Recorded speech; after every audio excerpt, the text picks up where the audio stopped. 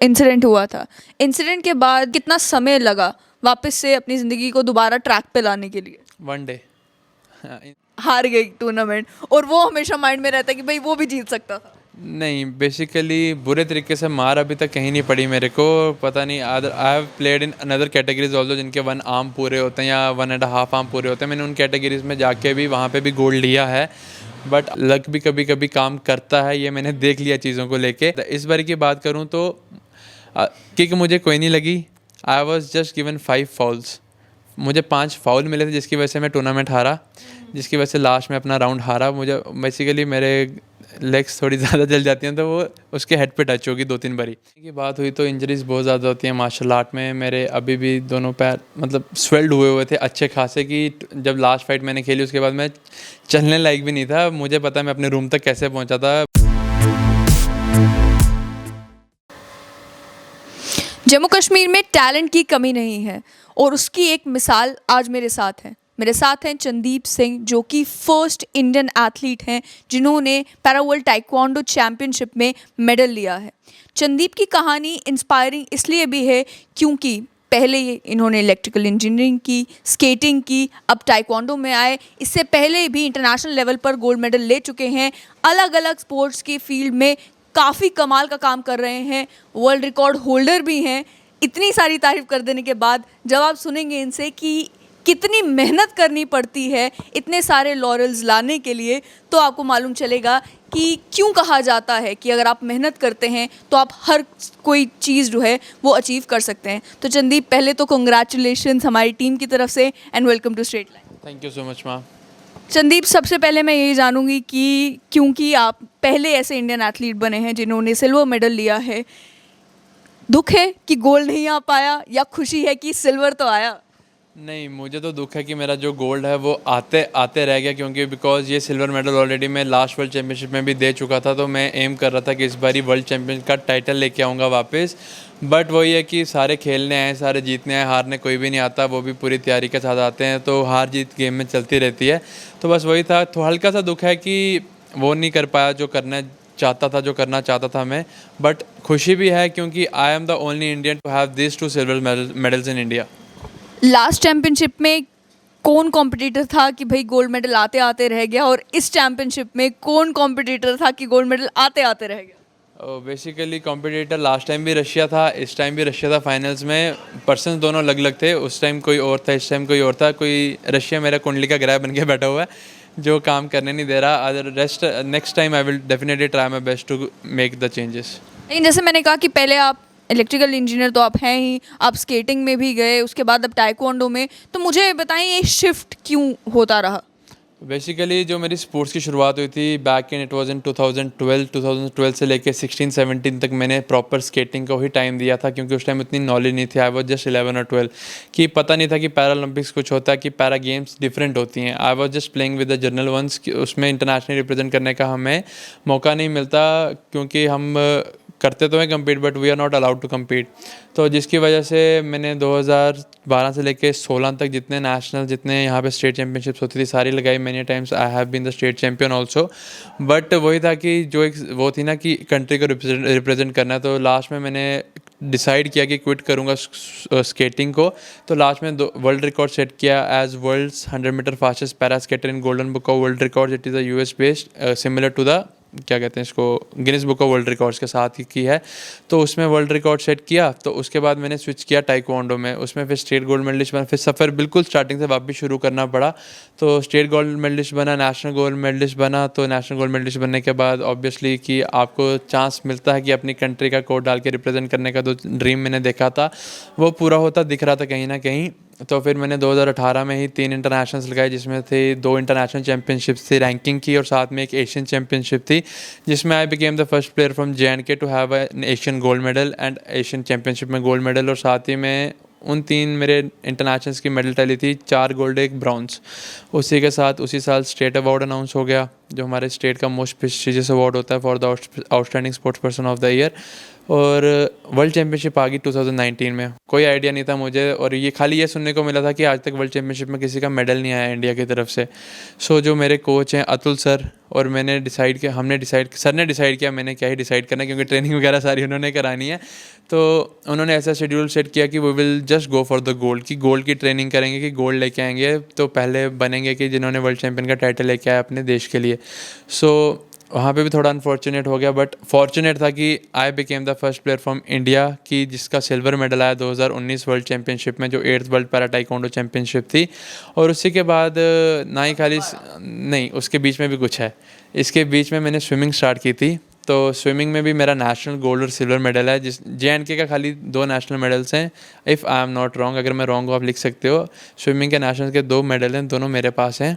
और साथ ही में उसके बाद अब वर्ल्ड चैम्पियनशिप थी, तो वर्ल्ड चैम्पियनशिप में फिर से सिल्वर मेडल आया है। एंड ये सिल्वर मेडल पूरे इंडिया में 2 हैं वर्ल्ड चैम्पियनशिप में।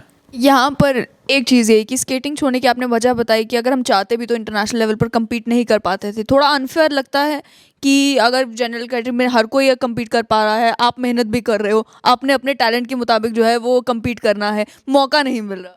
मेहनत का नहीं कह सकते, बेसिकली जो क्या कहते हैं इनको, जो एसोसिएशंस होती हैं, इंटरनेशनल एसोसिएशन होती हैं, कि वो चाहते हैं कि जो बंदा जहाँ पे compete कर रहा है बिल्कुल इक्वल लेवल पे compete करे, लेवल प्लेइंग फील्ड हो, कि किसी को डिसएडवांटेज या एडवांटेज ना मिले, जिसकी वजह से basically the main reason was कि ये ओलंपिक से एसोसिएटेड नहीं थी स्केटिंग। जितना मुझे वही कहा, मुझे पता नहीं था, नॉलेज नहीं थी उस टाइम पे। अगर उस टाइम पे नॉलेज होती, मोस्ट प्रोबेबली मैं स्केटिंग नहीं कर रहा होता, मोस्ट प्रोबेबली मैं टाइकोंडो से ही शुरू करता या स्विमिंग से ही शुरू करता, जो मेरे ओलंपिक स्पोर्ट हैं ऑलरेडी। तो बस वही था, उस टाइम नॉलेज नहीं थी। अनफेयर नहीं लगता, क्योंकि अपनी जगह वो भी सही हैं और अपनी जगह हम भी सही हैं, तो बेटर है कि रिस्पेक्ट एवरीवन।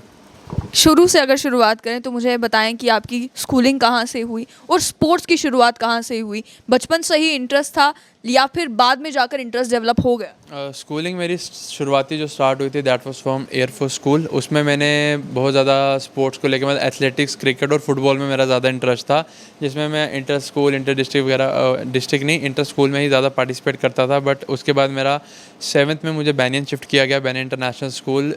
उसमें मेरा ज़्यादा फुटबॉल की तरफ था। I use to play as a goal keeper from the team, कि मैं गोलकीपर खेलता था फुटबॉल में अपनी टीम की तरफ से। जितने यहाँ पे चैम्पियनशिप होती थी, 1-2 बारी स्टेट के ट्रायल्स के लिए भी सिलेक्ट हो गया, कि स्टेट टीम के ट्रायल्स के लिए जो सिलेक्शन होती है, बट उस टाइम चांस नहीं बना कि आगे जाके कर सकूँ। बट वही है कि उसी के बाद इंसिडेंट हो गया 2011 में, तो सिचुएशन सारी चेंज हो गई। जो फुटबॉल में एज अ गोलकीपर खेलता था, अब गोलकीपर नहीं खेल सकता था, तो now I use to play as a striker और मिडफील्डर। तो उसमें भी फॉर्चुनेट था कि नॉर्थ जोन में मैंने एक चैम्पियनशिप लगाई अपनी स्कूल टीम के साथ। CBSE नॉर्थ जोन करके इवेंट्स होते हैं, तो उसमें भी मैं रिप्रेजेंट कर चुका हूँ अपने स्कूल को या अपनी स्टेट को। उसमें बड़े सारे ऑल ओवर नॉर्थ जोन के स्कूल्स compete करते हैं उस चैम्पियनशिप के अंदर। बट ये था कि वही कि स्पोर्ट्स में करना है, स्टार्टिंग से इंटरेस्ट तो था ही मेरा स्पोर्ट्स में। नहीं, जब इंसिडेंट हुआ, अक्सर लोग जो हैं ऐसे इंसिडेंट के बाद हिम्मत हार जाते हैं। आपसे डिटेल्स में नहीं जानना चाहूँगी, बट जनरली एक क्वेश्चन है कि उसके बाद आपको नहीं लगा कि अब स्पोर्ट्स मुश्किल होगा, पहले से और ज़्यादा मुश्किल होगा, ऑलरेडी जो है कंपटीशन बहुत है? मेरी एक बात मुझे जो अच्छी लगती है कि मैं चीज़ों को लेकर ज़्यादा सोचता नहीं हूँ। I just pick up the thing and do the thing. मैं चीज़ों को लेके इतना सोचता नहीं हूँ। अगर सोचने बैठूंगा तो मैं ज़िंदगी में कुछ नहीं कर पाऊंगा। बेटर है कि जो माइंड में प्लान आ रहा है उसको एग्जीक्यूट करने की कोशिश करो। बाद में जाके फेलियर मिलता है, बात अलग है, बट एटलीस्ट ट्राई तो करूँगा उसको चीज़ को लेके। उसके बाद आपने सोचा कि अब स्पोर्ट्स में ही कंटिन्यू रखना है। क्या कुछ प्रॉब्लम्स आती हैं? क्योंकि जनरली अगर हम बात करें स्पोर्ट्स की, तो JNK में कोई भी एथलीट हो, किसी भी फील्ड में कोई भी काम कर रहा हो, सिंपल एक शिकायत होती है कि यहाँ पर इंफ्रास्ट्रक्चर उस तरीके का नहीं है, ट्रेनिंग उस लेवल की नहीं होती कि हम बाद में जाकर इंटरनेशनल लेवल पर कम्पीट कर पाएँ। आपकी अगर लिस्ट ही अगर हम खोलें तो इतनी इंटरनेशनल लॉरल्स आप लाए हैं इंडिया के लिए, JNK के लिए, तो मुझे ये बताएं कि उसमें कितना रोल आपका खुद का और आपके ट्रेनर्स का है और कितना रोल जम्मू कश्मीर में एग्जिस्टिंग इंफ्रास्ट्रक्चर का है? बेसिकली एक इंफ्रास्ट्रक्चर बहुत इंपॉर्टेंट रोल प्ले करता है किसी भी प्लेयर को डेवलप करने के लिए, क्योंकि जितना अच्छा इंफ्रास्ट्रक्चर होगा उतनी अच्छी प्रैक्टिस होगी। मैं सिंपल से एक चीज़ बताता हूँ, जो हमारी गेम है that is on sensor basis. जैसे आपकी किक टच करेगी, पॉइंट आपके बराबर आएंगे, सेंसर पे चलती है गेम। तो जो बाहर के एथलीट्स हैं वो पूरे 4-4, 5-5 साल सेंसर्स पे प्रैक्टिस करके आते हैं, जिसकी कॉस्ट 5 से 10 लाख रुपये होती है एक सेंसर की। तो एक जनरल बंदा अफोर्ड नहीं कर सकता वो चीज़ को अपने घर पे रखने के लिए। अपने यहाँ पे उस चीज़ की कमी है कि सेंसर्स वगैरह अवेलेबल नहीं है कि जिसमें हम प्रैक्टिस कर सकें। कि हमारा होता है कि हम मैनुअल प्रैक्टिस करते हैं, बस वहाँ पे जाके जब टूर्नामेंट आते हैं तब सेंसर्स डालते हैं। अदरवाइज़ जो वहाँ के प्लेयर है वो प्रैक्टिस ही सेंसेस पे करते हैं कि जिनसे उनको आइडिया हो जाता है किस कितनी एक्यूरेसी पे किक लगनी है, किस एंगल पे लगेगी, कितनी पावर से लगेगी कि पॉइंट आपका आएगा ही आएगा। तो ये चीज़ की थोड़ी डिफ़िकल्टीज़ होती हैं। बाकी जो हमारे ट्रेनर्स हैं, अतुल सर हैं, तो उन्होंने किसी चीज़ की कमी नहीं छोड़ी मेरे लिए। यहाँ पे जिस हिसाब की ट्रेनिंग चाहिए थी वो मिलती थी, बट इंफ्रास्ट्रक्चर में कहीं ना कहीं हमारा स्टेट अभी बहुत लैग करता है। बट डेवलपिंग चल रही है, जब तक हम रिटायर होंगे तब तक तो डेवलप हो जाएगा पूरा। लेकिन मतलब इस टाइम पे जो एग्जिस्टिंग है बहुत सारी चीज़ें कही जाती है। खेलो इंडिया हो गया, स्पोर्ट्स अथॉरिटी ऑफ इंडिया, उसकी तरफ से बहुत सारा सपोर्ट मिलता है। यहाँ पे स्टेडियम्स बन रहे हैं, कह रहे हैं कि हम भाई जेएनके का टैलेंट तो हमने बस निकालना है, उभार उभार के निकालना है बाहर, और हर एक लेवल पर। आपसे जानना चाहूँगी कि इस टाइम जब आप गए इस ताइक्वांडो चैंपियनशिप में, I think it was in Istanbul में था, तो वहाँ पर पहुँचने के लिए क्या आपको जेएनके की तरफ से, स्पोर्ट्स काउंसिल की तरफ से फैसिलिटेट किया गया कि भाई आपको बस अपनी गेम पे फोकस करना है, बाकी लॉजिस्टिक्स हम हैंडल करेंगे, या फिर उसमें भी आप ही को पहले पूरा प्लान करना पड़ता है कि भाई मैंने जाना तो कैसे जाना है? बेसिकली मैं आपको पीछे टूर्नामेंट से बताता हूँ। जब मैं 2018 से प्रैक्टिस कर रहा हूँ तो मेरे साथ अकेला ट्रैवल करना पॉसिबल नहीं है। मेरे साथ एक स्क्वाड ट्रैवल करता है जिसमें मेरा जो खर्चा होता है, जो बजट सिंगल का होता है, मेरे में डबल होता है। तो like if we are 1% budget is 1.5, तो मेरे में वो 3 होगा। तो जिससे क्या होता है कि काउंसिल्स के भी हाथ बंद हैं कि they can only pay for the person और athlete who is going for the tournament. तो आज तक 2019 तक ऐसा कुछ नहीं हुआ था कि कभी स्पोर्ट में 2019 में मैंने वर्ल्ड चैम्पियनशिप लगाई, बट वो भी सारे अपने खर्चे पे लगाई थी कि अपना ही सारा पैसा इन्वेस्ट किया था। इतना पैसा इन्वेस्ट हो गया था कि 2019 के मिड से लेके 21 चल रहा है ना, 21 के ये नवंबर से पहले पहले मैंने कोई टूर्नामेंट उसके बाद नहीं खेली। कि हमारी कोई रैंकिंग टूर्नामेंट आई थी वो भी मैं स्किप कर रहा था कि चलो रैंकिंग मेरी वर्ल्ड 3 है, आई कैन मैनेज दैट कि ठीक है। अदरवाइज़ जो प्लेयर जिनकी रैंकिंग डाउन, उनको इम्प्रूव करने के लिए वो टूर्नामेंट्स खेलनी पड़ती हैं। बट मेरा था कि चलो अभी थोड़े बचा लेते हैं, आगे वर्ल्ड चैम्पियनशिप में काम आएंगी चीज़ें। फैमिली के ऊपर थोड़ा प्रेशर पड़ता है बजटिंग की वजह से, क्योंकि आपने खेलने जाना है, खर्चा तो करना है। अगर स्पोर्ट्स काउंसिल वाले नहीं करेंगे तो कौन करेगा? फैमिली करेगी। हाँ, बेसिकली उन पे पड़ता तो है, but they are never sure कि कोई ऐसी तरीके के इफेक्ट उन पे आ रहा है। तो ऑल मेन स्पॉन्सर मेरे वही थे। बट ये था कि कम्युलेटिव इफेक्ट होता था कि वी यूज़ टू, जब प्रैक्टिस टाइम होता था तो जब टूर्नामेंट पास में आती तो we used to travel for the sponsors की कहीं ना कहीं से मिल जाए कुछ ना कुछ कि एटलीस्ट टूर्नामेंट तक पहुंच सकें। तो बहुत बहुत बारी टूर्नामेंट्स में मिली जुली सरकार इसको कहते हैं ना, कि सबने मिल जोल के मुझे टूर्नामेंट्स तक करके टूर्नामेंट्स तक पहुंचाया। स्पेशली जो मिल्खा सिंह जी हैं, तो उनकी जो फैमिली थी, जो उनकी फाउंडेशन थी, उन्होंने मुझे बड़ा सपोर्ट किया मेरे टूर्नामेंट्स को लेके। इस बारी भी उनकी जो बेटी, उन्होंने बड़ा सपोर्ट किया टूर्नामेंट को लेके। बट इस बारी पहली बारी जो हमारी सेक्रेटरी मैम आए, शी इज़ वेरी गुड। उन्होंने आउट ऑफ द बॉक्स जाके भी हेल्प की, जो उनके हाथ में था उन्होंने वो भी हेल्प किया। और साथ ही में जो हमारे ADGP सर जम्मू जोन है, मुकेश सर, उन्होंने हेल्प की। साथ में SGPC था। मतलब वही है कि मिलजुल के सब ने किया। जो CEO सर कटरा हैं, रमेश सर, उन्होंने किया। तो सब ने अपनी, बाकी तो अपनी फैमिली ने जितना बचता था वो फिर फैमिलीज़ के ताया जीज हो गए, पापा हो गए, सब ने मिल जोड़ के कर दिया कि टूर्नामेंट तक खेल के आ जाओ, उसके बाद देखेंगे चीज़ें।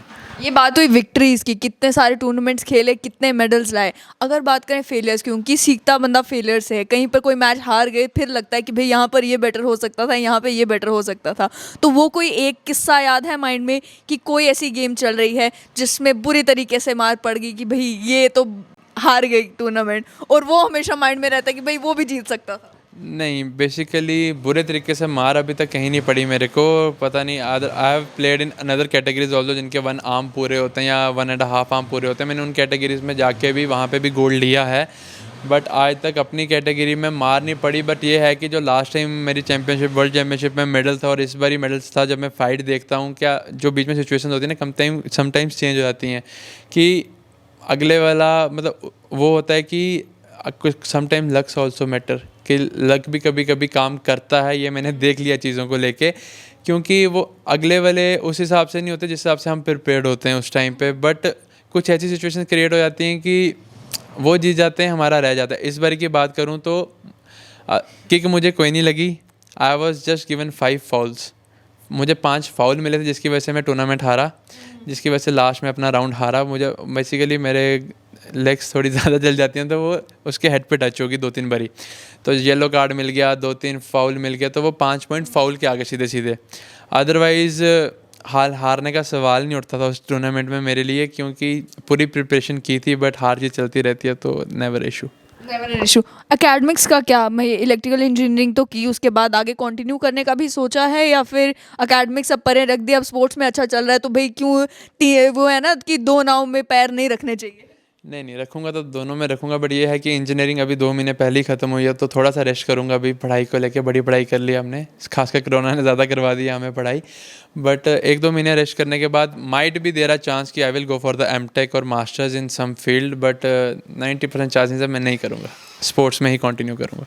एंड स्पोर्ट्स में भी अब ताइक्वांडो तो चल ही रहा है, स्विमिंग में भी सोच लिया कि भाई वहाँ पर भी एक्सेल करना है, और कोई भी 2-3 फील्ड माइंड में है तो वो भी बता दें अभी, फिर आप विल कीप इन माइंड कि यहाँ पर भी टूर्नामेंट हो रहा है और चंदीप हर जगह है। नहीं तो फील्ड्स तो बहुत सारी मैंने सोच के रखी है, ना ही खाली स्पोर्ट्स को लेके, मोटर स्पोर्ट्स को लेके, और भी बड़े डिस्टिंग्विश मैंने प्लान्स किए हुए हैं।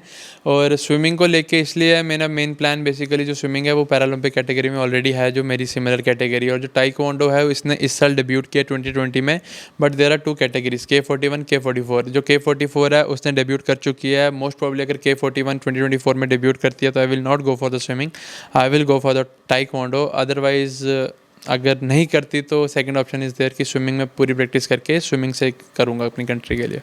जो एक एम होता है हर एक स्पोर्ट्स पर्सन की लाइफ में, वो होता है कि भाई ये चीज़ एक बार अकम्प्लिश हो गई तो इसका मतलब कि जो चाहिए था वो मिल गया, जो ड्रीम है वो पूरा हो गया। What is that dream for you? Paralympic gold.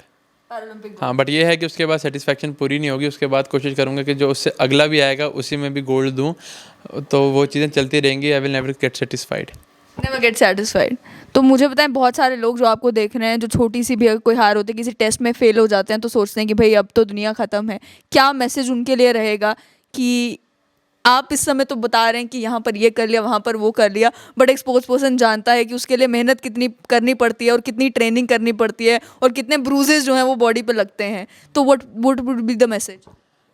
लगने की बात हुई तो इंजरीज बहुत ज़्यादा होती हैं मार्शल आर्ट में। मेरे अभी भी दोनों पैर मतलब स्वेल्ड हुए थे अच्छे खासे, कि जब लास्ट फाइट मैंने खेली उसके बाद मैं चलने लायक भी नहीं था। मुझे पता है मैं अपने रूम तक कैसे पहुंचा था। बेसिकली कन्वेंशन सेंटर्स होते हैं होटल्स में, तो वहाँ से रूम तक पहुँचना मेरे लिए मुश्किल हो गया था। कि मेरे टूर्नामेंट में लगती रहती है हर बारी, मेरा इंजरीज चलती रहती हैं फुट में, तो चलना मुश्किल होता है कभी कभी। बट ये है कि वो जो मोटिवेशन रहती है ना कि अगली टूर्नामेंट में वापस आना है, तो उसके चलते वापस हम एक्टिवेट होते हैं वहाँ से, उससे उभर के आते हैं, वापस आके ट्रीटमेंट्स चलती हैं हमारी। ट्रीटमेंट्स कंप्लीट होने के बाद हम फिर वापस अपनी लय में आते हैं, प्रैक्टिस स्टार्ट करते हैं। तो अभी भी मैंने 2 हफ्ते हो गए प्रैक्टिस छोड़ी है, क्योंकि अभी तक इंजरी ठीक नहीं हुई, रिकवर नहीं हुई है मेरे दोनों पैरों की। तो जैसे वो रिकवर होगी I will just get back to the track, कि जो अगली वर्ल्ड चैम्पियनशिप है उसकी तैयारी करूँगा। और सबके लिए मेरा यही मैसेज है कि सफ़र में सफ़र करना है या सफरिंग को एक हसीन सा सफ़र बनाना है, ये चॉइस आपके अपने हाथ में है। और एक और कोट है कि जो जीतते हैं वो कभी हार नहीं मानते, और जो हारते हैं वो कभी जीतते नहीं। जो हार मानते हैं वो कभी जीतते नहीं हैं। आखिर में ये जो इंसिडेंट हुआ था, इंसिडेंट के बाद थोड़ा इंसिडेंट के बारे में बताएं कि हुआ कैसे, एंड उसके बाद आपने तो कहा कि मैं ज़्यादा सोचता नहीं हूँ, लेकिन कितना समय लगा वापस से अपनी ज़िंदगी को दोबारा ट्रैक पे लाने के लिए? 1 डे इंसिडेंट हुआ था मेरे साथ 2 Jan 2011। I met with an electric shock, जिसकी वजह से मेरे 2 महीने ट्रीटमेंट चलती DMC लुधियाना में। तो मुझे याद है कि 2 या 3 मार्च को मैं जम्मू आया था, एंड 3 या 4 मार्च को प्रिंसिपल मैम ने स्कूल बुला लिया था। मार्च सीज़न पेपर्स का, एग्ज़ाम्स का सीज़न है हमारा। तो मैम ने बोला था you have to give the exams. Ma'am चाहते तो क्वालिफाई कर, उस टाइम मुझे वो प्रायोरिटी दे के पास कर सकते थे उस time, but I am thankful to the ma'am कि उन्होंने मुझे वो चीज़ नहीं दी कि मेरे एग्ज़ाम्स लेके मुझे क्वालिफाई किया। तो मैक्सिमम 1 डे लगा था वापस ट्रैक पे आने पे। 1 दिन के बाद मैं अगले दिन से स्कूल जाना ज्वाइन कर लिया था मैंने वापस। एंड कोई हार्डशिप नहीं, माइंड में ये था कि भाई जो हो गया वो हो गया, अब आगे? वही ना, सोचा नहीं ना कुछ, जो करा रहा कोई कर लेते हैं, हम क्या जा रहा है। अच्छा, तो ये चंदीप थे, एंड आपने सुन लिया कि बात यही है कि आप जितना लाइफ को जिएंगे ज़्यादा, सोचेंगे कम, उतना आप वो सब कुछ कर पाएंगे जो आप ज़िंदगी में करना चाहते हैं। और ये लॉरेल्स की लिस्ट जो है, हम भी यही चाहते हैं कि इनकी लिस्ट और लंबी होती जाए, और जो उनका गोल है कि पैरा ओलंपिक्स में गोल्ड लाना है, वो गोल्ड मेडल इनके गले में हो और दोबारा इनसे इसी तरीके से बातचीत हो रही हो।